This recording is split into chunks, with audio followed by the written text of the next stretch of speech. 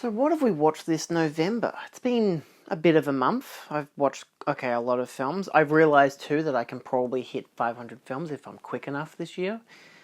Which keeps happening. I started the month with Night of the Living Dead from 1968. Watched the Criterion with my partner. She hadn't seen it before and I didn't get around to showing it to her on Halloween. So we watched that. And of course, I gave it 4.5 stars. It's a classic. She almost fell asleep a couple of times. It's a bit slow paced for her, so that's on me.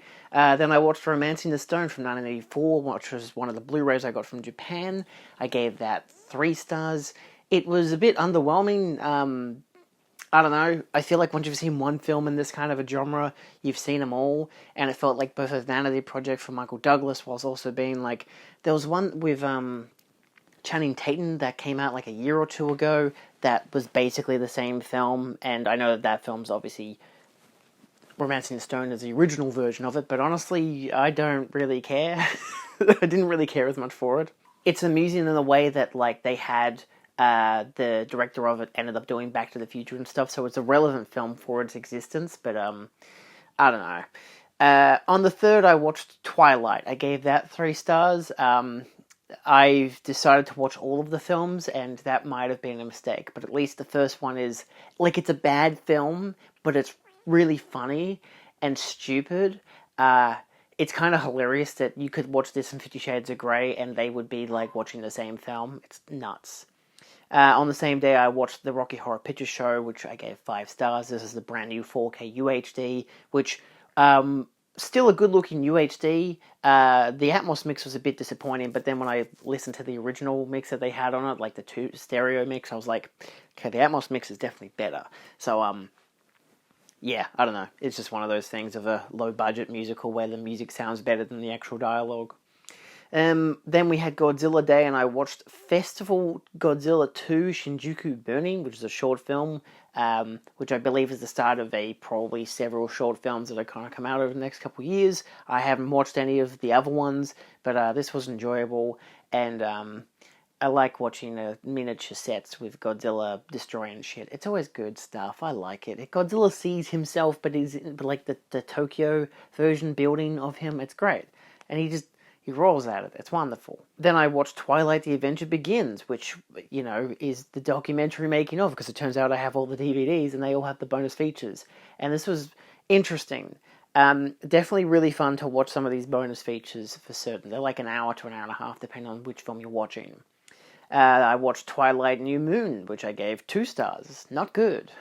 It's really boring. I've seen it before. I'm like, man, this kind of sucks. But then I watched New Moon, The Journey Continues, which, again, was like, wow, you really can tell that this sequel is just big budget, but no women involved whatsoever. And it feels really rough. And it's just stupid, because you watch the next films and you realize, okay, women are involved now, and there's kind of more fluidity to them, but these ones just feel like, yeah, the first one was an indie film and made a lot of money, now we gotta make a bunch of big budget movies. It's stupid. Then we have Twilight Saga Eclipse, which I gave 2.5 stars. I hadn't seen this one before, and I was actually relatively much more amused by it. I thought it was much more interesting, but again, the more higher budget they go, the glossier they look, and it just doesn't... I don't know, the cheesiness of the first one has gone. At least the wolves look really good in this one. It's the only film that the wolves ever look good in, because they literally changed the design from the 2nd to the 3rd to the 4th film, which is really annoying, because the director of the 4th and 5th film was like, I really like the design of the 2nd film, let's do that instead, even though they look more like CGI dogs than they do in the 3rd one, where they look like real wolves. The 3rd one, the effects are so good, the 2nd one, they're awful. Then I watched Predator Badlands. I gave that 3.5 stars. It's just a fun time. You can't go wrong with a Predator film, unless it's that one that Shane Black directed. Then you can definitely go wrong with a Predator film. But I enjoyed this. Then I watched the making of Twilight Eclipse, which I actually really enjoyed.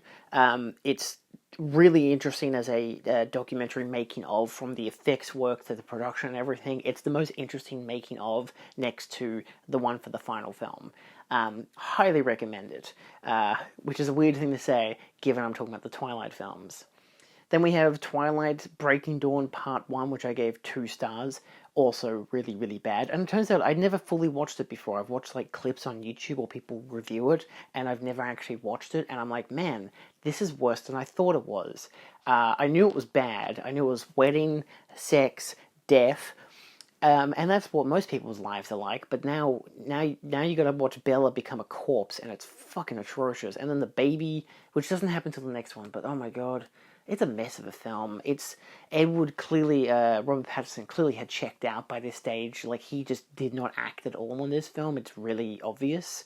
Again, the wolves look worse. Everything about this film looks so much worse. It makes Eclipse look like a goddamn Oscar-winning picture. Then I watched Forever filming Breaking Dawn Part 1, which I don't think there's much noteworthy stuff to say, but they do have a practical version of Bella as a dummy, which I thought was insane, because they can just let it break and stuff, and it's nuts. Again, the practical effects they go on some of these films are crazy. The digital effects, kind of crazier. Not good crazier, but just crazier. Especially because Phil Tippett did like the digital effects, and you can just see how he goes from like a clean shave to just like this big heavy beard, like he's gone through the 9 realms of hell. It's nuts. On the 7th, I watched Rubber's Lover, which was New Wave Video's first release, which I gave 3.5 stars. Good 4K restoration, has some issues, but again, you can check out my Blu-ray review for that. But the film is really interesting, very gnarly, very if you've seen Tetsuo, very in the same vibe. Highly recommend watching both of them. They're very interesting Japanese cyberpunk grungy horror. Then I watched Twilight Breaking Dawn Part 2, which I gave 3.5 stars and a like. The first of the films I gave a like because this one's for the boys. You know that because they got a big action set piece where everyone dies. And it's the best thing ever.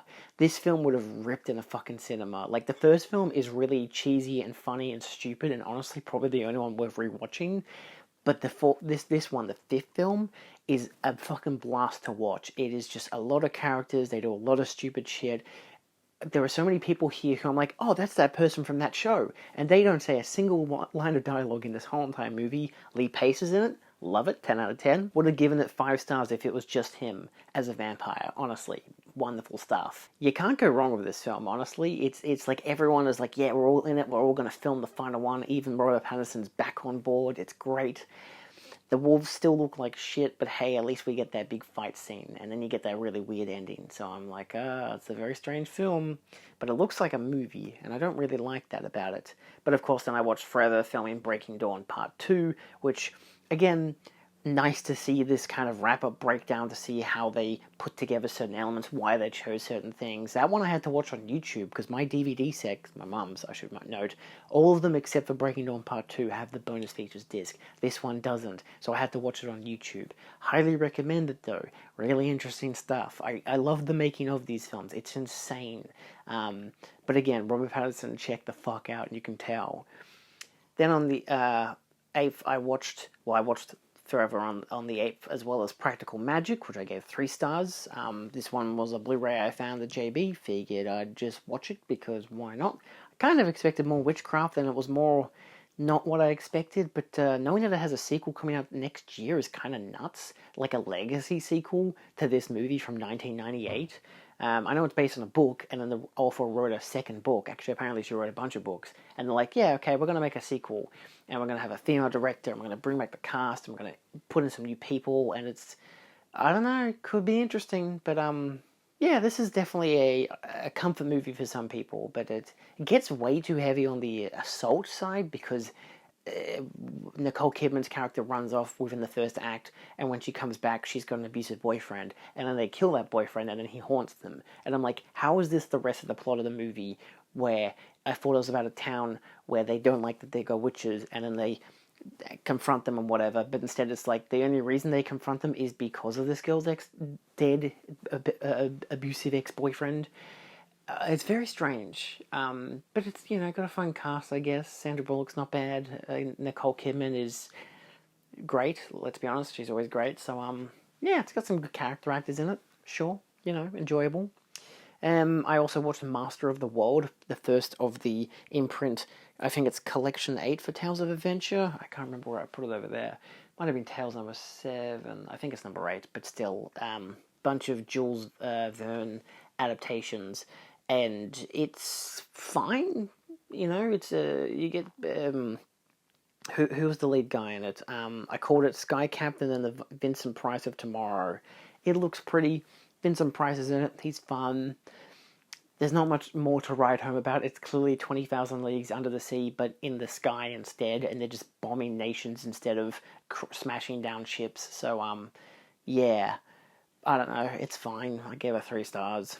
I watched Valley of the Dragons, which I gave 2.5 stars. This one, I said, an entertaining 80 minutes, if a little rough with its pacing. Valley of the Dragons doesn't feature dragons as much as it features an Irishman and a Frenchman walking onto a prehistoric comet. Oh, this is the one where they're on a comet. It's okay. It was really interesting for its first half. It really trails off after a while because it just becomes 2 guys being kidnapped from Earth onto a prehistoric comet, and then they have a great first half of them trying to survive in this prehistoric environment, the animals, the dinosaurs, and whatever.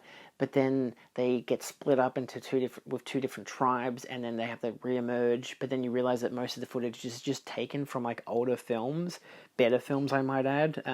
I think 1,000,000 Years BC and Rodan, both of which a lot of the footage is taken from. Rodan just shows up in here. They have like a couple scenes where there's just a giant Rodan there. They don't even reference it. It's just there. It flies around and then it fucks off. And they just never reference it. It doesn't do anything. It's not part of the plot. This is not a Godzilla film, but for some reason just stole a bunch of footage. So if you get impressed by the effects and the dinosaurs in this movie, then you realize, oh, these were all in just 1,000,000 Years BC, which I genuinely thought, because I'm not a big fan of that film, I think that film's kind of really boring because there's no dialogue. People are just making grunts and stuff because it's 1,000,000 Years BC. At least this one has people talking. So I'm like, it's got that for it. It's got some nice characters that I enjoyed watching, but it just kind of loses itself, even though it's like 80 minutes long. It is what it is. Then I watched Sgt. Pepper's Lonely Hearts Club Band from 1978, which I gave 1.5 stars. That was a pain and a half. That was a real pain to watch. This was one that I bought in Japan as well. This is the Shout Factory version. I bought it for my dad for $40. And I even had one of my subscribers comment on my post on, I think it was my story on Instagram, and they were like, why did you buy this? I'm like, I bought it for my dad. And to be fair, he'd never seen it. He'd only listened to the soundtrack as a kid on like cassette or something. So I watched it, and then I'm like, this is like a really long music video but with no plot, and I'm like, for a 2-hour film this should have been 3 hours and add an hour's worth of dialogue so I can give a shit about these characters, because if I don't care about them, I don't care about your movie. And some of the set pieces for the musical numbers are fun, Aerosmith and whatever. They've got some great practical set designs, but for the most part, it's just not very interesting. And I like Beatles music. I like Beatles music a lot. But then listening to the Bee Gees and Peter Hampton sing it, it doesn't really work as well. They're not as musically in tuned or musically powerful as the Beatles were. So it just doesn't work. And then my dad did watch it a couple of days later, and I'm standing there while he's watching it, and he's just critiquing elements of how they're doing their music and how it just doesn't work in contrast to how the Beatles originally did it. And it's like, yeah, even musically, this film isn't very good. And this film is basically a 2-hour-long music video. It's just a kind of big mess, and I wouldn't recommend it, because it's not even like a bad film. It's just really a waste of time film for 2 hours. Oh my god, it's just rough. Then I did a double feature of War Gods of the Deep from 1965, which I gave 2.5 stars. This was part of, again, the imprint box set. It's okay. It has a gill man in it who looks great in the first time you see him, but then they show the underwater version. I'm like, no. What happened to the other guy? Did you guys have that suit for like 2 minutes and that was all you could film it with? It's a fun concept. You got a good mystery. The girl gets like a body washes upon the shore. Turns out it's the lawyer of this woman who then gets kidnapped. They follow the woman underground into this Atlantis-like city that's about to get exploded by a volcano, and it's run by Vincent Price, who doesn't age because for some reason none of them do down there. But then the people who used to live in that city have turned into like Gillman people, but they look really shitty, like really cheap. And then it's just mostly standing around talking for like the rest of the movie until the volcano explodes and they have to escape. So not great. Will admit that whole box set from Imprint, not that Imprint did a bad job, to be fair, they've still lit it with good special features and whatever, that's just the films themselves really quite poor. I think this is the last Is this even the last one? No, there's one more film in this set. Maybe two. There's two more films in this set. And they're not, none of them are really particularly fantastic. I was in the autumn mood, so I watched Scream. And I've got the UHD, I've had that for like a year or two or three or whatever. And gotta admit, don't really care for the UHD. I wasn't that starstruck by it. The Blu-ray always looked fine, and now the 4K is like, I guess it's a bit better. If I did direct comparisons, I'd be able to say that the 4K is better, but I wasn't overly swooned by it. But I still love the film. I gave it 4.5 stars. The opening, like 10 to 15 minutes, that cold open with Drew Barrymore is maybe the greatest opening to a horror film I've ever seen. It is spectacular. The rest of the film surprisingly doesn't buckle under the pressure of how good that sequence was, though, which is great. So it is able to stand on its own because it is like this opening sequence, a misdirect and complete commentary on the slasher genre. It's genius. We all know this. It's Scream. It's 4.5 stars. It's realistically a 5-star film, but I'm getting there. One day I'll give it 5 stars. On the 11th, I double featured Jules Verne's Rocket to the Moon, another in that imprint box set. This is the only one I really enjoyed. I gave it 3.5 stars. I think because I'd read on the back cover saying that it was more of a wacky comedy, that I'm like, when I watched it, I'm like, oh, this is a wacky comedy. And you'd think, Rocket to the Moon, they're going to go to the moon and find aliens. I'm like, no, you're thinking of the film that came out the year prior, which, what the fuck was that called? First Men in the Moon, which is the Ray Harryhausen film, which I highly recommend. That movie is the one where it's like, it's a period piece, it's a kind of Jules Verne adaptation or something like that. They make a rocket and they go to the moon, and when they get to the moon, oh look, there's aliens here and they're trying to build an army to conquer Earth. Crazy stuff. Anyway, that movie's really good. This one is also quite good. I enjoyed this one quite a lot. Apparently a lot of people on Letterboxd do not like this movie. It's just really goofy. It's basically like the Around the World in 80 Days. It's going for that kind of vibe, but just, it's about people making a rocket to go to the moon. But it starts with a cold open of all these different people having these inventions, like a rocket, a plane, there's a suspension bridge. What were the other ones? So a man lighting his whole house with electricity, the first person to do it, and like Queen of Elizabeth or whoever the fuck is there, the biggest name of royalty at the time is there. And he burns his house down because of all the electricity. Good. Sight gag. Hilarious. Great. The next one is a guy who makes a suspension bridge, and then when the Queen cuts the ribbon, the whole bridge collapses because the only thing that was actually keeping it together was this tiny piece of, like, just not even rope. You know, it's a ribbon. That's what's keeping the suspension bridge together, and it completely collapses. Great. Funny gag. There's I think, the other one was P.T. Barnum, which is maybe the real trigger point, because it's like, oh yeah, because P.T. Barnum sucks. Not a good person, never was. And they even in this film are like, oh look, we got P.T. Barnum here, and he's like, I'm the greatest, I made this whole circus thing, and then he gets he's got this telegram thing coming through that is like, oh yeah, so they don't have to telegram other people and then send it to me. They can just send it. I get it directly on the wire, and it's the guy starts reading it out and is like, oh, your whole entire circus had an accident and burnt down, and now you should run away. You should escape the country. So it's like, oh shit. So it's basically a bunch of people who think they're geniuses but are actually just frauds. They're morons, they're rich, they think that they're smart inventors, but they keep making dumb shit that keeps breaking.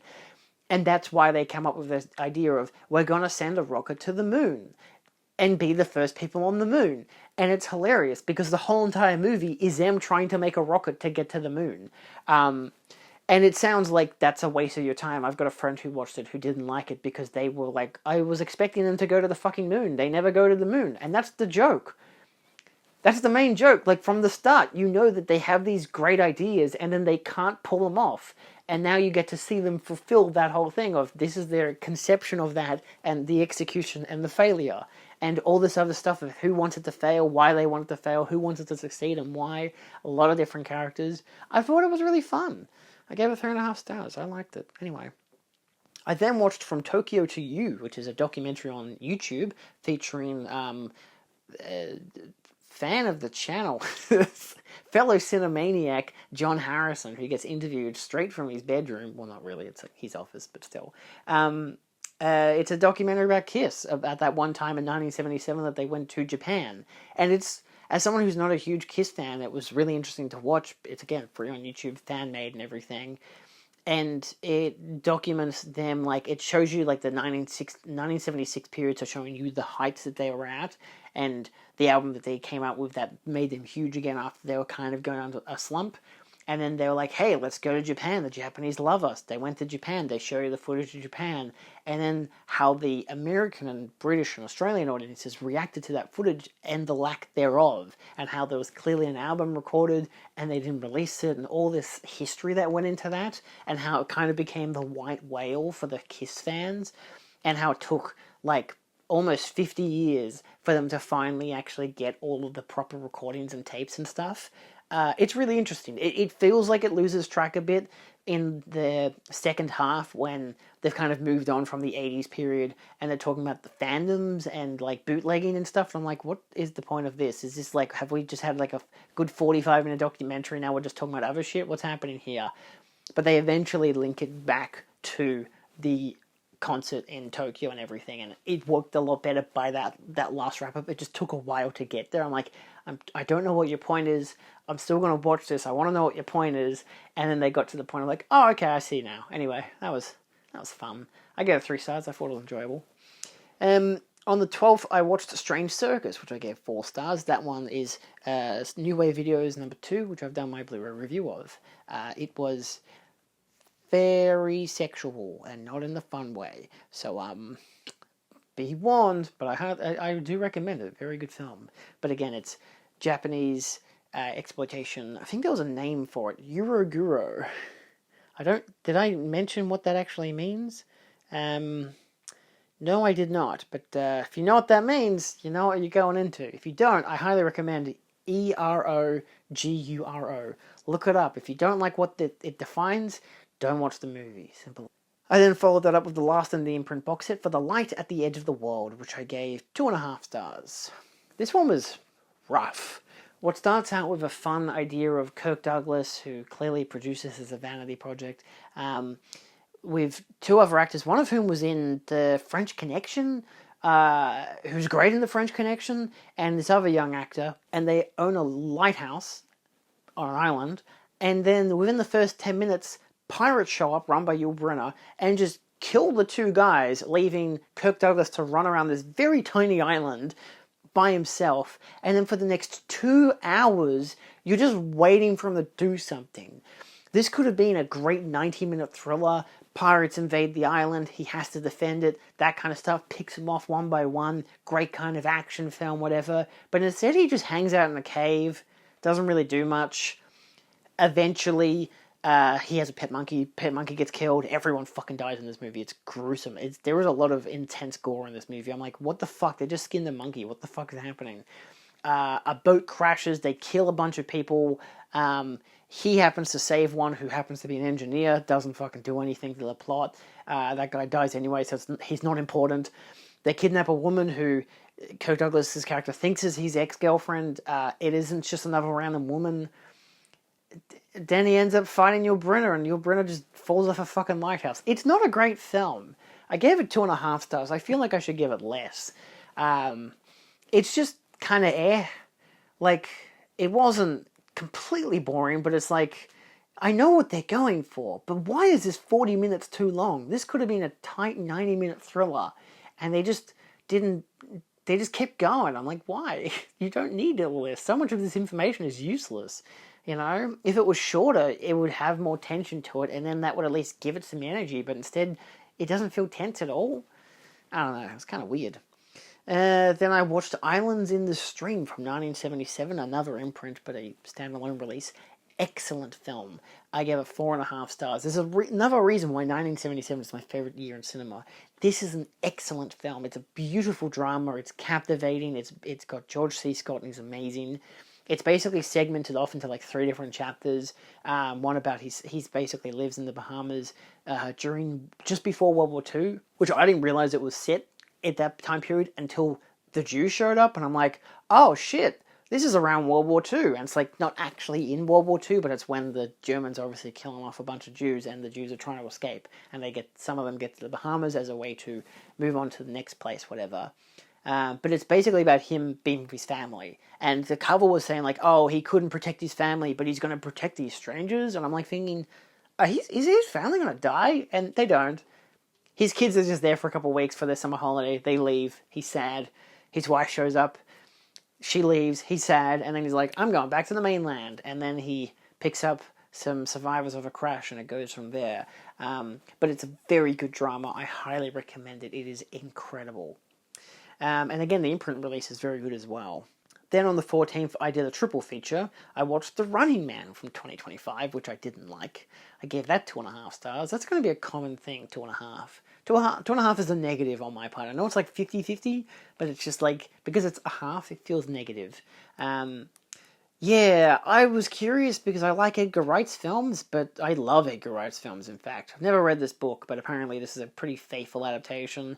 My friend Hande really liked the film because she loves the book, and she loves the Schwarzenegger version as well, which is great because I gave her a Japanese press book from the original film, which is great. She loved it. So, yeah, I don't know, from the first scene, it just felt off. I'm like, wait, I have to buy that fucking Mr.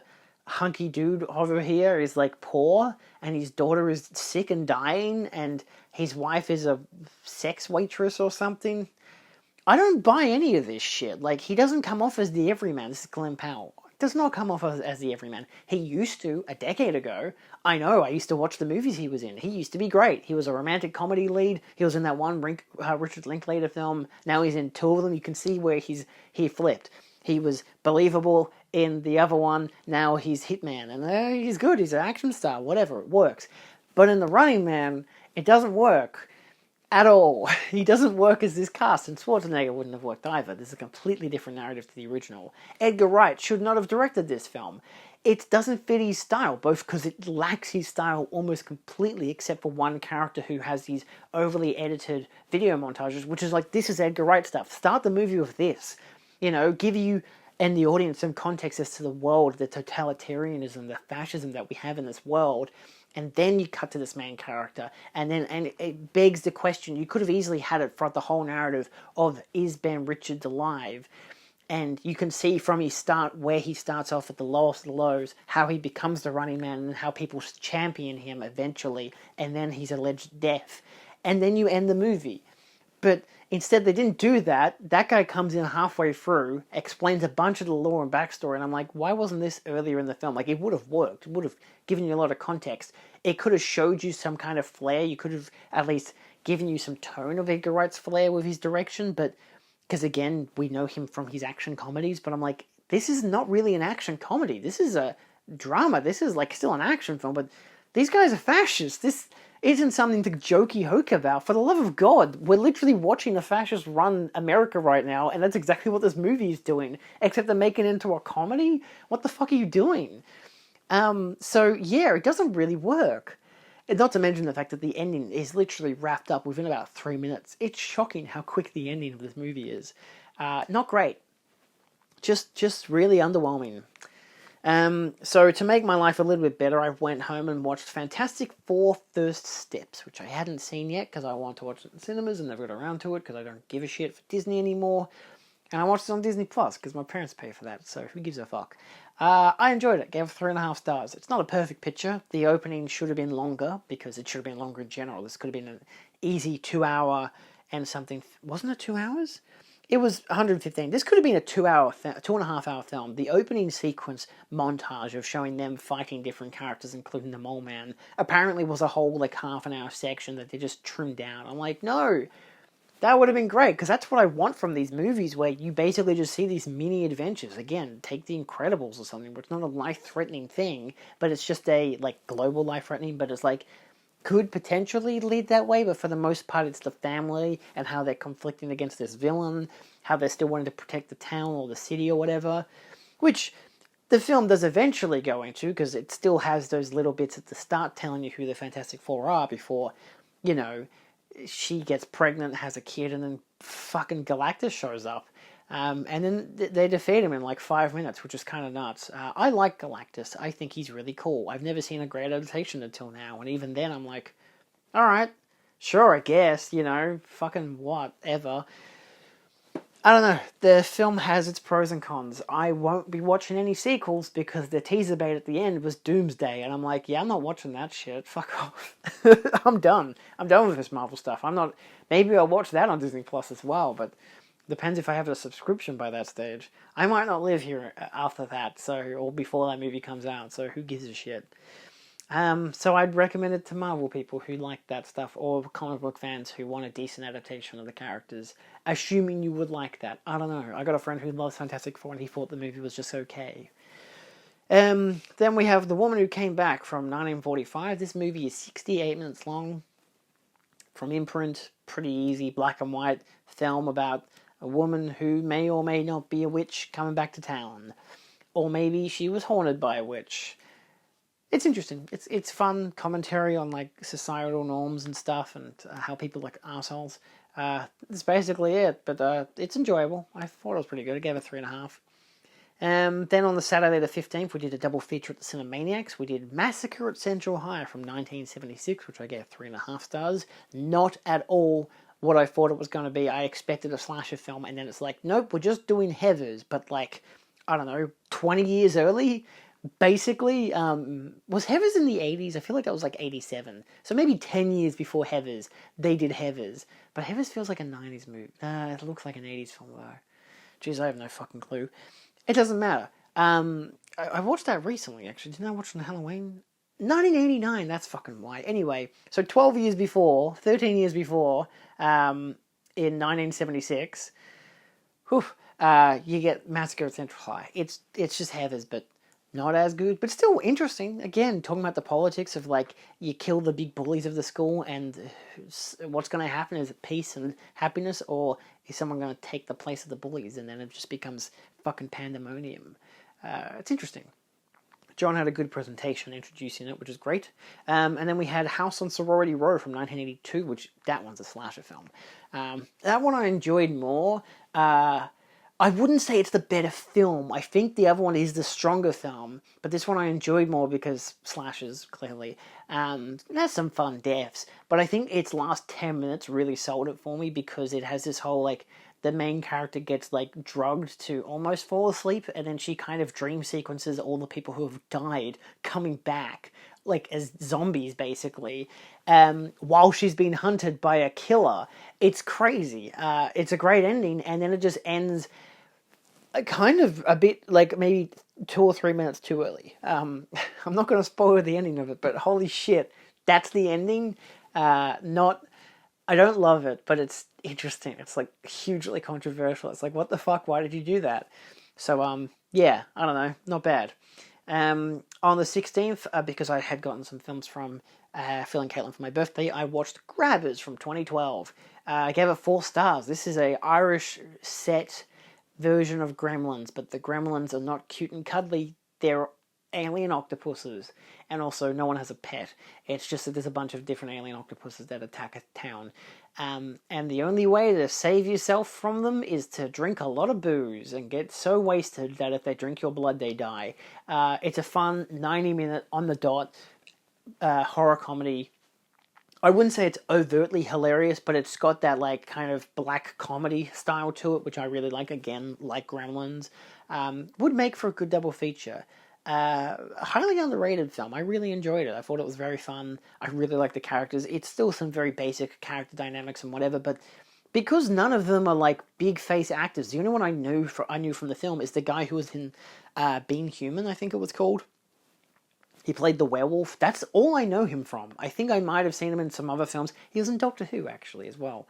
So, aside from him, I don't know anyone else from this film, and that really worked for me, really sold it as just a regular kind of film. It felt really indie, but it's like, actually, this has like a couple $1 million behind it, probably because of all the special effects, and the special effects look really good too, so yeah, it was cool. Good aliens as well.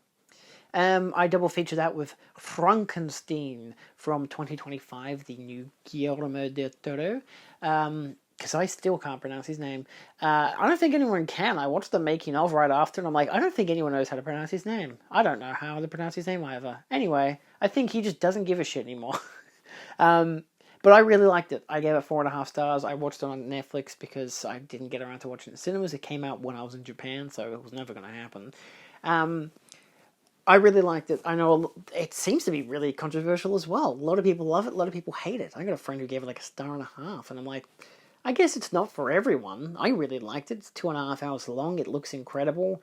It has some stupid plot details and some characters that are a bit off, but for the most part, I thought it was really good. I really liked it. So I liked Jacob Elordi as the monster. I liked Mia Goth in it. I liked Oscar Isaac. You know, they had a good cast. It just had some moments where I'm just like, that's a bit convenient. That's a bit silly. But yeah, it looked really good as well for a film that still has quite a few CGI set pieces, which is like concerning of Guillermo del Toro. But the practical stuff was incredible. The set design, the makeup, good shit. And of course, I watched the anatomy lesson right after, because again, that's also on Netflix. That's like a good 30 to 40 minutes talking about the film, which is good. It had a great rundown. I really love seeing this making of stuff, especially of Del Toro's films. I watched the same one from Pinocchio last year or the year before that, and that was really good as well. So, yeah, good stuff. On the 17th, I watched 20,000 Leagues Under the Sea from 1916, because that was actually to finalise and finish off that box set for that Adventures set, which my disappointment for this is that it's not the 54 version, because I wanted to watch the 54 version. That would fit with the rest of the movies that are all from the 60s. Watch the 54 version, then watch a bunch of 60s films, which are just kind of okay. And that one 70s film. But this is from 1916. It's a 4K restoration from like the original Nitrate or something. It's okay. I gave it 3 stars. I almost fell asleep several times, not really because of the film, but kind of, it was black and white and silent films in black and white make me really tired. So if I ever am really tired and want to fall asleep to a movie, I'm going to put that on. Because it's basically just listening to a score and nothing else, and it does my head in. Like, silent cinema can be excellent, but oh my god, sometimes they make me really sleepy. You got to be in the mood for them, unfortunately, but I needed to finish off the box set. And it was interesting because I'd never seen a proper adaptation of 20,000 Leagues Under the Sea, and it was fine, except for the fact that it wasn't. It was mostly an adaptation of The Mysterious Island, and I'm like, I've seen that film already, what the fuck are you doing? That's the sequel, what are you doing? So, yeah, Mysterious Island, great film, again, another Ray Harryhausen. And because of that, I'm like, well, if I've already technically watched the sequel to the Disney version, except it isn't, because I watched the Disney version of 20,000 Leagues right after. Yeah, I double featured 20,000 Leagues with 20,000 Leagues. It was on Disney+. Much better film. I gave it 3.5 stars. I enjoyed it a lot more, even though there's a lot of parts where it just kind of meanders in the middle. But the opening is really good. The first 20 to 30 minutes is great. The last, 40 to 50 is really good as well. Once they basically try to escape and get to a, unfortunately quite racist, but a cannibal island. But I mean, to be fair, they are trying to kill them, so I don't know if they're going to eat them, but hey, it's not for me to judge. But again, food is food. Sometimes. Am I justifying cannibalism right now? I don't know. It's a different time. Anyway. Anyway, from that part onwards, it gets really fun and really action heavy. Becomes a lot more interesting than people just standing in a submarine, not really doing much. A lot of these films is just people standing in a place and not fucking doing much. I'm like, do something, you're watching a film, you want action. You're reading a book, you're there for the discussion, you're there for them describing the ocean and stuff like that, like the stuff that's impossible to imagine or to have be real, except for the fact that this is a movie that came out 200 years after the book. And the book, submarines didn't exist. The movie, they've been around for a while. The magic's kind of gone. But still, I thought the film was enjoyable. Good cast, obviously, the guy who plays what's his name? Captain Nemo. James Mason. He was very good. Very good in it. I was waiting for the octopus to attack. And when it did, I'm like, hey, this is pretty good. So, sure. Anyway, disappointed that wasn't in the box set for imprint, but it is Disney, I'm not surprised. On the 18th, I did a double feature of Basket Case 2, because I have the Second Sight Blu-ray trilogy, which I have not watched the first one on Blu-ray. I've only watched the DVD, which actually kind of was fine with that. The The second one, I was like, oh, do I want to rewatch the first? But then I watched the second one, I'm like, you know what? This literally shows you the ending of the first film, and I'm like, yeah, I remember what happens in the first film. I only watched it like last year. And I was wanting to watch these films because we're doing Frankenhooker next month for the Cinemaniacs, which even though I've seen that before, I just wanted to just touch up on those extra Frankenloaders that I hadn't seen. I don't have bad biology, so I won't be watching that yet. But yeah, I watched this. I gave it 3.5. I thought it was quite enjoyable. I'm like, it has a nice difference from the original, where the original is low budget, grungy, and sadistic. This one is, hey, what if we have like $2.5 million instead of like 30K, and we have so many creature effects that just basically there's a whole room full of people who all look fucked up, which does kind of lessen the impact of the guy in the basket. I think he had a name. Can't remember what his name is. Who gives a shit? It's a stupid name. Again, if you can get behind this whole idea of that there's a whole, house full of freaks, then sure, makes it much more interesting. But again, I think because that's a lackluster element to it, because there are so many of them with so many different variety, and like every one of them is trying to overdo the one that came before kind of deal, that it kind of loses itself. I don't think it's a necessarily funny film, despite these being comedies. But I thought it was enjoyable. I liked it. The brother dynamic was still good. The fact that this is like filmed like 9 years after the original is kind of nuts. Then I watched The Land That Time Forgot from 1974, which I gave 3.5 as well. This starts off the box set imprint, the Tales from Adventure number 9. I would not recommend buying for this movie alone, because the transfer they use for this movie is fucking awful. I got 20 minutes in, was really confused why this looked so bad, put on my Umbrella Blu-ray, because I've had an old Blu-ray of it for like 5 or 6 years that I never watched, and was like, this looks so much better, what the fuck happened? Turns out Studio Canal gave imprint the wrong transfer. That's not just like 8 minutes short, but also is like basically a shitty DVD upscale. Like, it looks awful. The color timing's off. The detail is not there. It's one of the first times I've gone between both players to switch to see which one I prefer. And I'm like, why does the Umbrella one look better? It's an older release, but it's the same as the Kino Lorber scan. Looks really good. And apparently Imprint's doing a disc replacement thing when they eventually get the discs in. Hopefully it will be in December. I still watched it, obviously. I watched the Umbrella disc. Looked so much better. But again, the Imprint one still has a fuck ton of special features, so there's at least that. But yeah, got to get in contact with Imprint about that. Apparently they're going to send it out to whoever bought from their web store. I did, which is very rare for an Imprint. But yeah, so... But I still thought the film was quite fun. It has a good amount of time spent with the people in the submarine before they go to this quote-unquote land that time forgot. And then you get great effects. You get people in rubber costumes pretending to be dinosaurs. Not very much stop motion because, again, they couldn't do the stop motion stuff. So it's mostly just puppets and stuff. And I love it. It's so fucking fun. It's colourful. It looks incredible. Great set design and everything. The characters were interesting enough to keep it going, enough dynamics between people and whatever, because it's set in World War One, Germans against the British, but there's also an American guy, because you got to have your American guy. And yeah, I enjoyed it. I thought it was fun. On the 19th, I watched Basket Case 3, The Progeny, even though my Blu-ray just said Basket Case 3. I gave it 2.5. I wasn't hot on this one. It was kind of really boring. It continues right after the previous one, but instead of having the impact of the ending of the second film, it just immediately retroactively is like, nah, we're not doing that.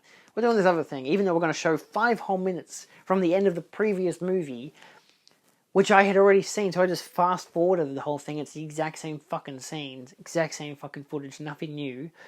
And then it continues from there. Unfortunately, it takes a while to get going after that. It still has like all the crazy characters, but plus some extra ones from the previous film. They have to drive across country, which isn't a problem at all because they get to the other part easy peasy. A character who looks ugly as shit has a bunch of ugly shit looking babies. It's not a great film. The plot only really happens because the main character from the first two rats out to the cops that oh, my brother and all the freaks are in that house, and then they break in and kidnap the babies.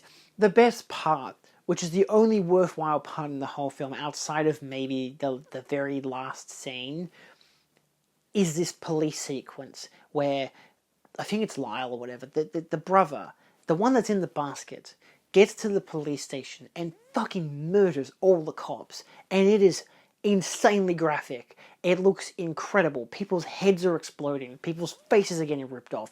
It is so fucking good. For 5 minutes, this movie is incredible. And I highly recommend it just for that one scene. You don't even need to fucking have context. All you need to know is the guy has babies that look like him and he wants them back. And he's killing these officers and it's fucking nuts. Outside of that, the movie's just kind of meh. But that whole sequence, 10 out of 10. I watched At the Earth's Core. This is a triple feature day. At the Earth's Core from 1976, again, part of the imprint set. Now, this is where the transfers look great. And I've seen this film before. Dad has had the DVD for the longest time because the artwork is incredible. Look at that fucking poster. It looks amazing. I was like, I think I should rewatch this because I haven't logged it on Letterboxd. So obviously I watched it in high school. But I'm watching it thinking, yeah, I've seen all this before and I remember it pretty well. I was like, nothing was new, nothing was surprising. It was kind of a little bit boring because of that. But it looks nice. It's got a decent enough plot. Peter Cushing is great. You know, I keep thinking his name's Troy McClure, but I'm pretty sure McClure. But I think it's John. Is it John McClure? I keep thinking of the guy from The Simpsons. Doug McClure. Fuck, I wasn't even close. Doug McClure. Anyway, he's okay in it. He's in 3 of these movies. He's actually in all 4, but he's only in a partial part of the next one. Caroline Munro as Princess Dear is fine. It's okay. You know, it at least speeds through some shit. The quieter part is when he's trying to get out of a cave. The ending's really good, very explosive and stuff and whatever. There's some ancient crows. I don't know, it's fucking goofy as shit. Yeah, I don't know. The effects worked a lot better because there weren't as many as the previous film, so you can't notice all the effects. They don't look as fake, if that makes sense. Then I watched The People That Time Forgot from 1977 because I figured, why not? These are all the same director, by the way. What's his name? Kevin Connor. This one, The Time That People Forgot, which I gave 3 stars. I enjoyed this one as well. It's a sequel to The Land That People Forgot, or The Land That Time Forgot, or whatever. The problem with this one is the fact that that one ended with a volcano killing off the whole island, and you've got our last 2 characters surviving into the wilderness. When this one happens, sure, I know what the world is like, I'm expecting certain things. When they get to the island, it just looks like a country. Because they shot it, where did they shoot it? In Santa Cruz de la Palma, with extra shots being at the studio. Because of that, it just looks like a regular fucking island. Like, it doesn't have the crazy set design of the original one, which makes sense, because the volcano did destroy all of it. This is a living volcano, it's very strange. But sure, why not? It still has a couple dinosaurs. They look slightly better than the previous film. Not as good in effects, but just in usage where it doesn't look as fake. Which I don't care if they look fake. It's just fun to have goofy looking monsters. Again, the main guy from the first one does show up for 5 minutes and then dies because legacy sequel. This is not really, but kind of. Patrick Wayne is apparently the main character. He's not a good actor, so I don't really care. Sarah Douglas and Dana Gillespie are great, though. There's 2 great interviews with both of them. The fact that Dana Douglas... Is it Dana Douglas? Or is it Dana Gillespie? Sarah Douglas. Sarah Douglas is fucking from Superman 2. And the whole time I'm thinking, who the fuck is this chick? She looks like... She has Princess Leia hair at first, which I'm like, that looks silly. I'm like thinking, 77. I guess Star Wars has probably come out by now, whatever. Like, these films are quick turnaround kind of things. And then she lets her hair down. I'm like, holy shit, she's incredible. She looks fucking gorgeous. And that's why. Because her immediate next film was Superman the movie, where she actually cut her hair. But she looks good, short hair, long hair. I don't fucking care. She looks incredible. But yeah, I still like the film. I thought it was entertaining. I don't know. At some stage, you just give up and you just enjoy shit sometimes. Then on the 20th, I watched Mean Girls from 2024. This is, of course, the musical, which I can't say I would recommend to anyone unless you're a fan of musicals. If you like the original film, stick with the original film. I got it as a buy two get one free 4K, and it was... I guess it looks fine on 4K. I was kind of expecting a bit more juice to it. I don't know, because everyone said the 4K was better than the Blu-ray. I'm like, yeah, sure, I guess. And I watched it, I'm like, I don't know, whatever.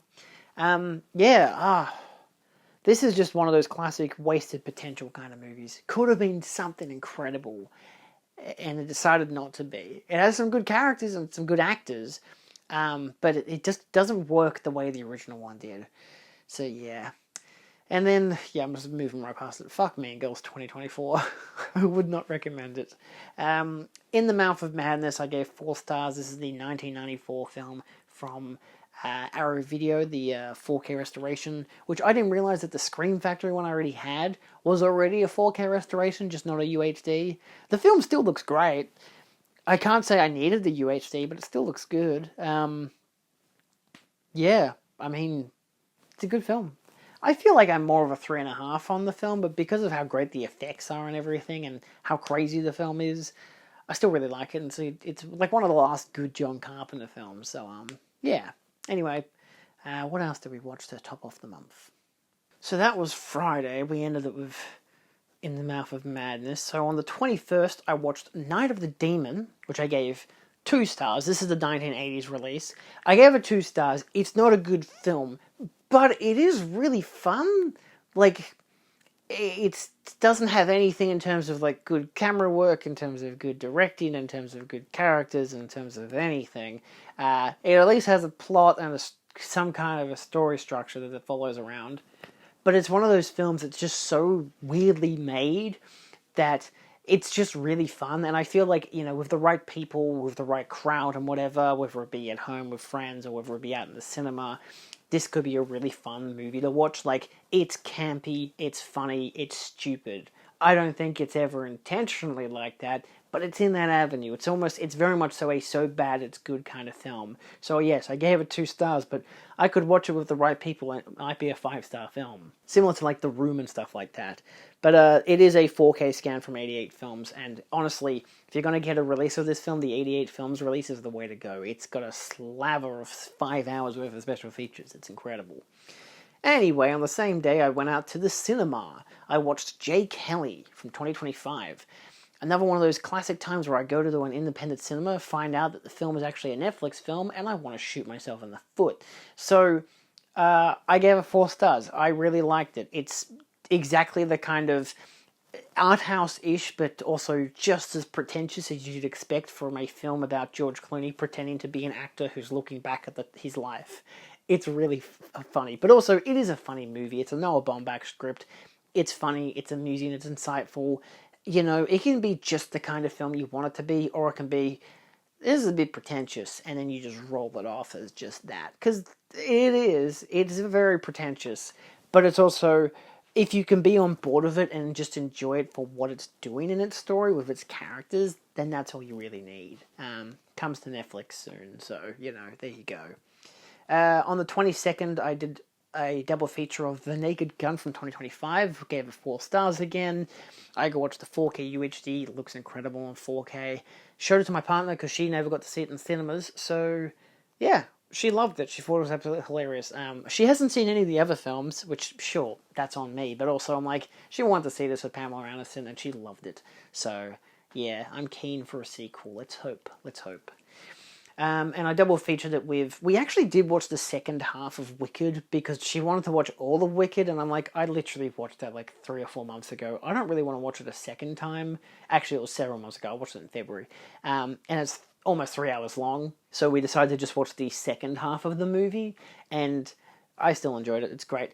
But we followed that up with, because if you thought the almost 3 hour long movie was a lot, let's instead watch AI, Artificial Intelligence. Holy mother of cravings.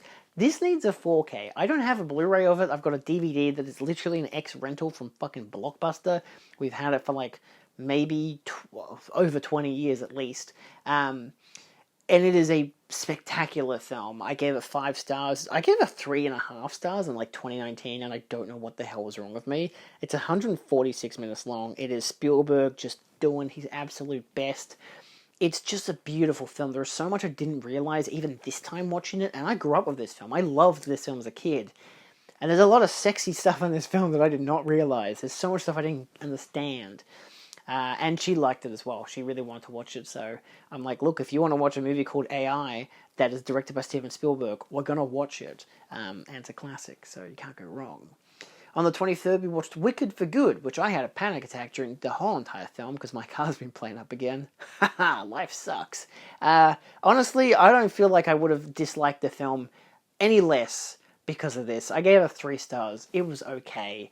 It was long, it was bloated, it was also rushed at the same time. The whole plot line with that was basically, let's do Wizard of Oz again, but really, really quickly. It was really, really quick. There's no time in this almost 3-hour-long film to develop your characters better, to progress the relationships, to make Michelle Yeoh slightly convincing in her role. Yeah, I would say I'm disappointed by the ending. As someone who's never been to the Broadway show, whatever, my partner had been, so she at least knew what was going to happen. I didn't like the ending. I thought it was really wanky. I thought so many of the characters who were set up in the first film suddenly becoming characters from Wizard of Oz. That guy's going to become the Scarecrow. That guy's going to become the Tin Man. That Lion Cub from the first film, which was like maybe a couple of years ago, that's now the Cowardly Lion. And I'm like, oh God. I feel sorry for the actress who played Dorothy. They never showed her face. Not one time. She talked a couple of times, but for the most part, she's just completely irrelevant from her face. It's like they wanted her to look like the Dorothy that we know from Wizard of Oz and just didn't want to give the actor any kind of chance to shine. And I'm like, come on. At least try. If you're going to be as wanky as shit to be like, oh, Elf, the Wicked Witch of the West is actually a good guy, you know? And then the ending that they have, and I'm like, oh, wait, if this is in canon with Wizard of Oz, which it isn't, then that's a really crazy ending. Really, really crazy. So many plot lines that go nowhere and just suddenly come up out of nowhere. The animal plot line just being like, we're just going to resolve it in 2 seconds. Stupid. But then we watched Avatar: The Way of Water because we're watching the new Avatar in a couple of weeks. She didn't watch this in cinemas. She wasn't able to. So I was like, hey, let me whip out the 4K because she wanted to watch the first one. I'm like, I'm not sitting through that fucking movie again. I've watched it too many times. And also, I've seen it so many times, I know what happens. I'm like, let's just do Way of Water again. I haven't seen it since the 3D IMAX with the high frame rate. Let's check out this UHD disc. And it is spectacular. She was incredibly amazed by the visuals, which is wonderful. I still gave it 4 stars. I think it is still a really fun film. I think it's better than the first one, even though I've given them both the same rating. But technological aspects of the first one makes it more interesting. But then this one is just a stronger film. This one looks a lot better on UHD. It's not 3D. It doesn't have like high frame rate, and I think those were a huge detriment. Sure, it's still great to watch those films in 3D, except that when you realize I wear glasses, it's a fucking bitch. But it was great. I liked it in regular 2D on the 4K screen. It looked incredible. So I don't know if there's an IMAX ratio for it though. So yeah, but nevertheless, it looked great. I was happy with it. I enjoyed it. Then on the 24th, unfortunately, Udo Kier passed away, so I decided to whip out my Flesh for Frankenstein Vinegar Syndrome release that I got in the movie market a couple years ago. Unfortunately, I don't have the corrected disc, so the video picture quality on the 4K, the colors are highly saturated. I compared it to the Blu-ray I came with, and the Blu-ray looked a lot better. And I was going to watch it on the Blu-ray, still the 4K scan, but I'm like, you know what? This comes with the 3D version, with 3D glasses. So I watched it in 3D, and honestly, when you watch it in 3D, who gives a shit what the transfer looks like? You're just looking at the 3D and trying to, because my god, my eyes do not work with the red very well, so I had to try to make it as blue looking as possible, but still get the 3D depth. And it was interesting. I still gave the film 4 stars. I think it is a really fun adaptation of Frankenstein, completely different kind of take than I expected. Udo Kier is tremendous, a lot of great cast in it, great production design, great gore. It's more amusing to watch it in 3D when they have gore and they just shove it in your face, or when there's a scene with kids getting chased by bats and the bats start flying way at the camera and whatever. So they don't use the 3D gimmick very often, but when they do, it's really fun.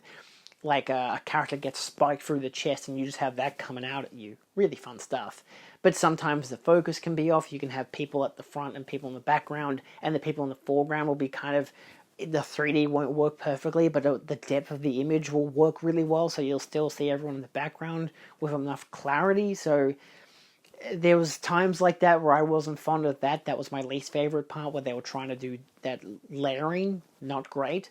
But it still worked. Worked well enough for a 3D. I'm not fond of 3D, but it's a fun gimmick, and it looked fun. And they used the gimmick enough times in the film to warrant a 3D viewing. But again, the 4K scans still look great, so I would still recommend either or. But I know you can get the new disc now from Vinegar Syndrome. I should contact them, but at the same time, I bought it at the market. I think I'm screwed. I followed that, actually there was a triple feature that day. I followed that with Airplane 2, the sequel, the Kino Lorber 4K UHD, which looked really good actually. I gave it 3 stars. It's a fun rewatch. I haven't seen the film for several years to the point that I forgot everything that happened except for the one joke of Stryker. It was the only joke I remembered in this whole entire film, and I still really like that joke. It's the only joke in the film I really, really like. There's a lot of fun jokes. A lot of it's still recapping from the previous film, which sucks. Some of them are literally, oh, we need a courtroom drama scene so we can have characters from the original come back to just redo their scenes, which was annoying. So it's not perfect. It's doing too much of the same thing rather than doing anything new, so it loses a lot of impact for me. Even the last act, it started to really drag, despite that being when William Shatner shows up. So, I don't know, maybe because Lloyd Bridges had left and like the film realized that it just had run out of ideas, so... yeah, it has some fun gags in the latter half an hour, though. Again, a lot of sci-fi related Star Trek spoofs and whatever. The shushing noises for the doors, so... yeah, still, I enjoyed it. I don't know why the poster has Santa on it, but I think it's because it was meant for a Christmas release. It is not a Christmas film. And then I finished that night with Jurassic Park on 4K, with the new Dolby Atmos and Dolby Vision. Looked incredible, sounded incredible, 5 stars, perfect picture, can't go wrong. And then on the 25th, I watched Warlords of Atlantis from 1978. This is part of the Imprint Blu-ray set, which I gave 3.5 stars. Just really fun. That whole set, the Tales of Adventure Collection number 9, really good set. I've done a Blu-ray review on it, despite the fact that the first film's transfer was arse. The rest of the films looked great and they sounded great, and quality films. I really enjoyed them. They're campy, they're fun, they're exactly my cup of tea for that kind of stuff. So yeah. To top this off, we've had, on the 26th, I did a double feature of Village of the Damned from 1995. This is the, Carpenter film. I'm going to do a video talking about late-stage Carpenter films. I've still got a couple more to watch, and maybe some TV specials, which is going to be an absolute chore, because I don't know how to find them. Nevertheless, still don't love this. I got the UHD, I think I'd gotten that from the Cinemaniacs quite a while ago. It's just... actually, no, I think I just got Honda to get it for me.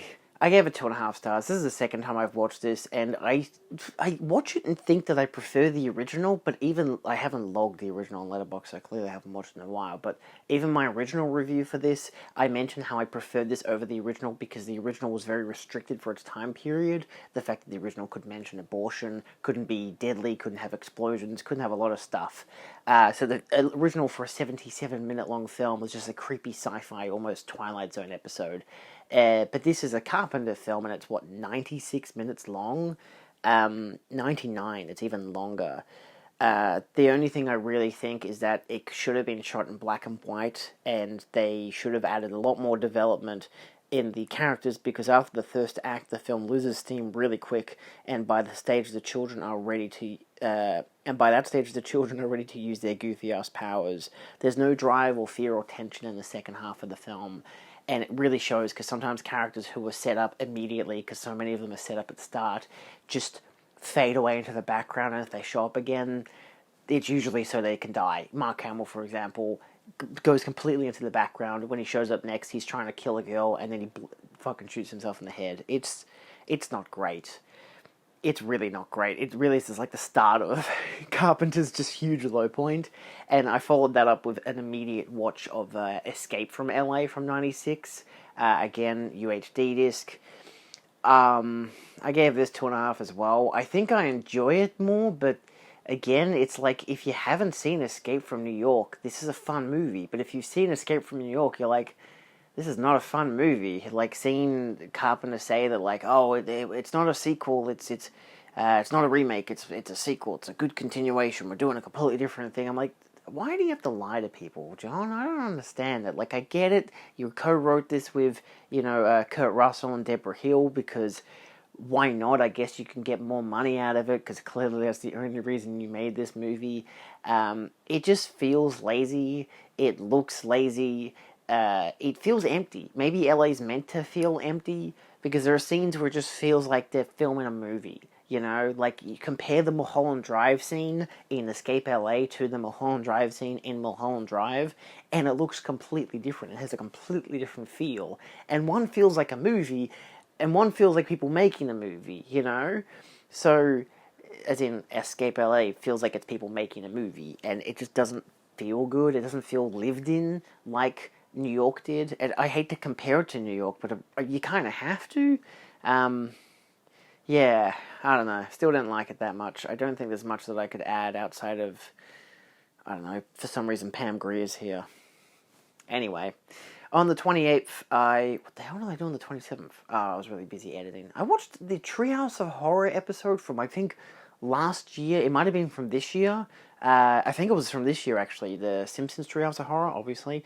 It's the one that has the Late Night with the Devil skit. It starts with the Blob, but it's like made of fat. It was okay. It just was like, all I kept thinking of was, man, everyone sounds really old. Because like Lou was one of the main characters in that one, and I'm just like, he just sounds like he's aged 30 years, which is not too surprising. The Late Night of the Devil one was cute, I guess. I mean, again, nice to reference Late Night with the Devil. I know the people who made that got a huge, like, holy shit, that's so cool. A lot of people I know really like that because they're huge supporters of that film. And the last one I really liked because they used, like, 3D animation, which was so rare for a Simpsons thing, and the fact that they're making it 3D because the characters are turning into plastic was really cool. I don't know what it's spoofing, but I thought it was a really nice, like, part, and it felt natural. It felt fluid. It really worked for the time it had. They didn't feel rushed or anything like a lot of these, anthology episodes do. And it's just, the whole episode was really graphic. Like, Sideshow Mel gets his whole face ripped off at one stage, and it's like, man, this show is really graphic. What the hell's going on? The Blob one, people get sucked into, like Chief Wiggum gets sucked into a drain.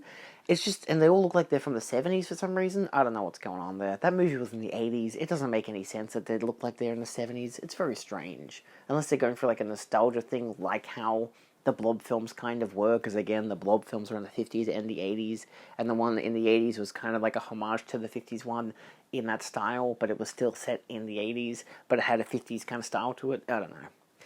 Weird. On the 28th, I watched Vampires. This one I gave 3.5 stars. I watched the Scream Factory 4K, which looked really good. I had a Powerhouse Blu-ray a couple of years ago for this, and this one looks incredible in contrast. I'm like, this is like one of the Carpenter's best looking films, weirdly. I really liked it. Like, I still gave the film 3.5 stars because most of the cast aren't great. James Woods is okay. The Baldwin brother is lackluster. Cheryl Lee's terrific. She's always terrific. You can't go wrong with her. The guy who plays the villain is not bad, the vampire. It's a different kind of vampire story. I didn't like it the first time I watched it because I expected a lot of action and a lot of vampire stuff, but it starts with a great set piece, and then it becomes like a generic, we're like fighting vampires and killing them or whatever because we're humans and vampires are evil. But then when they don't kill the master and the master gets revenge, it becomes a revenge story against the master and they have to hunt him down and kill him. But it's not like they're going through different hives to kill him, they just have to find him using a girl, Cheryl Lee, who's turning into a vampire. Interesting film. I enjoy it. I definitely enjoyed it a lot more this time because I remember, like, ironically, Ghosts of Mars, because I'm not going to watch that again, because I already watched that, like, earlier this year. That, when I first watched it, gave it 3.5, but the second time I gave it 2.5. So I've gone from really liking that and then hating it, not hating it, but just not being happy with it, and Vampires being the opposite. Not really liking it, but this time kind of really vibing with it. Good soundtrack, looks incredible, just lackluster cast, and the ending just is a bit wrapped up too quickly. Yeah, anyway. On the 29th, after doing the Astor Movie Market, I watched Juno, which I gave 4.5 stars. I got that on Blu-ray from Tony Mikas. I have no idea how to pronounce his surname. Either way, Tony from the Imprint cast sold me a copy of it, which I had to break open the case because unfortunately it was locked. I didn't know that when I bought it. It was $10. But it all worked fine. Incredible film. I haven't watched this since high school. It is a very different film when you watch it. You know, I think I might have watched it in maybe 2010, so maybe before high school. I might have been in primary school when I watched this. So watching it like maybe at least 15 years later, it's fucked how it's been 15 years since I last watched it, at least. Incredible film. This film is old enough to have a baby. It's fucked. It's a 2007 film. It's almost 20 years old. That is nuts. But to end the month, I watched Wake Up Dead Man, the new Knives Out film in cinemas. No spoilers, of course. I gave it 4 stars. I'm feeling it's more of a 3.5 to 4 stars, but I don't want to give it a 3.5 because I liked it more than Glass Onion, but I gave Glass Onion 4 stars. And I haven't watched that since I first watched it when it came out, and I had to watch that on Netflix because it wasn't out. It was in cinemas for a week, but Wake Up Dead Man is in the cinemas for 2 weeks.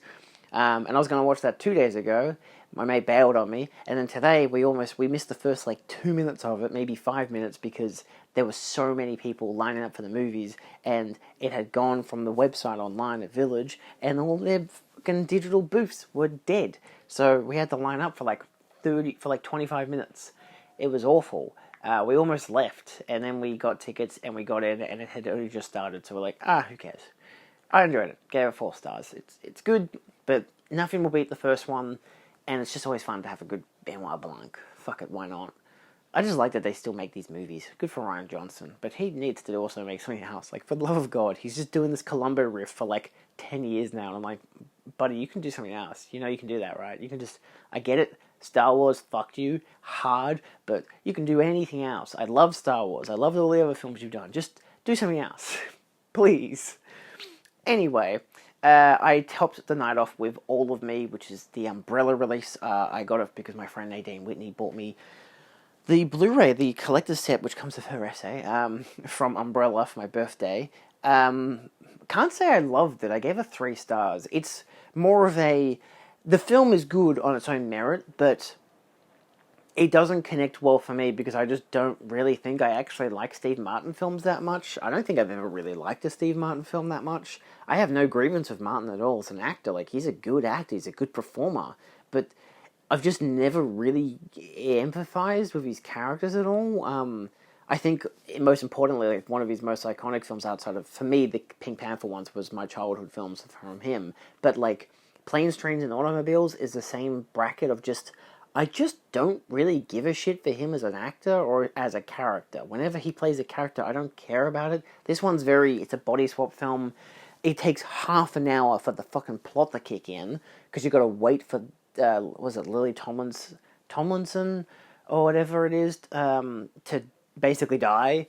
And she's good in the film, but she's mostly Lily Tomlin. She's such a background thing because she dies, her spirit goes into a bowl, the bowl falls out a window, hits him in the head, and becomes half of him. So it's a body swap, but it's him being the body, and it's him talking out loud as him and as her, him in a female voice when he's her, and doing hand gestures that are more feminine, whatever. Again, the practical stuff, the slapstick works. It was fine. Like, I didn't care that much for him. I'm like, it's good. This is him. He's good at what he's doing. It's just not working for me. But it's not bad. And, yeah, then the rest of the film is just them trying to put her into someone else's body, the intended person that they were meant to go for. And it just, yeah, it takes a while to get there. Like, the first hour, it just wasn't clicking for me. The last act, like, the last half an hour, I was enjoying a lot more, because by that stage, a lot more people were on board with his condition. They'd gone away from him being a lawyer stuff to actually do this stuff, because they obviously were like, oh, if it's a body swap, you got to have his real life be like fall out of place because of this. Like, again, you think of Freaky Friday, where it's the mother and daughter swap bodies, so then the mother, who's a psychiatrist, is now the daughter, and the daughter's telling all of her clients to fucking go kill themselves, while she's now a teenager, and the mother as a teenager is trying to pretend to be a hip, cool teenager, but also tell all of her daughter's friends to be more mature and shit. So it's like, that really works, but it didn't really always work in all of me. Yeah, I don't know. I feel like it could have just been performed a bit better. I wasn't as big on it. Also, the transfer from Umbrella is just not fantastic. The audio is really quiet. The Blu-ray looks really poor. Like, I'm glad that there's finally a Blu-ray of it, and I imagine it's the same release that Vestron has, but oh my god, it just doesn't work. Like, it looks like a DVD upscale a lot of the times. It's really poor. Like, it's at least got a consistent bitrate, but shush. I'm glad I got it as a freebie. Woof. Anyway, that's all for November. See you kids next year when we do December's wrap-up. Okay, bye.